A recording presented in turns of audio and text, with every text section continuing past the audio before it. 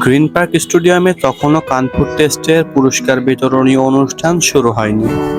এ সময় Virat Kohli dressing room থেকে bat নিয়ে বেরিয়ে এলেন দু দলের ক্রিকেটারদের জটলার মাঝে।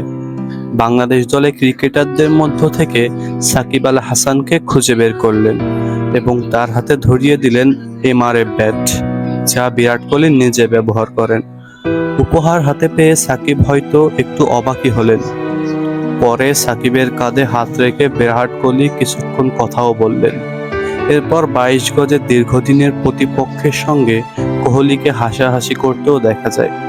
পুরস্কার বিতরণ শেষে দুজনই হারিয়ে যান দুই ড্রেসিং রুমে। কানপুর টেস্টের আগেই টেস্ট ক্রিকেট থেকে বিদায় নেওয়ার কথা জানান সাকিব। ঘরের মাঠে আসন্ন দক্ষিণ আফ্রিকা সিরিজ দিয়ে দীর্ঘ পরিসরের ক্রিকেট থেকে অবসরের কথা প্রকাশ করেন। একই দিনে জানিয়েছেন সাকিব আন্তর্জাতিক টি-20তেও তার শেষ ম্যাচ খেলে ফেলেছেন টি-20 বিশ্বকাপে। ওয়ানডে ক্রিকেটেও আগামী বছরে ফেব্রুয়ারি মাসে চ্যাম্পিয়ন্স ট্রফি খেলে বিদায় বলতে চান সাকিব।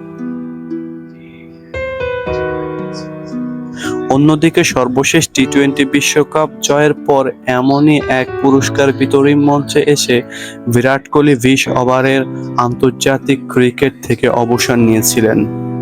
বাকি রইল ওয়ানডে আর টেস্ট। ক্যারিয়ারের শেষে এসে এই দুজনেই যেন একই বিন্দুতে মিলিত হলেন।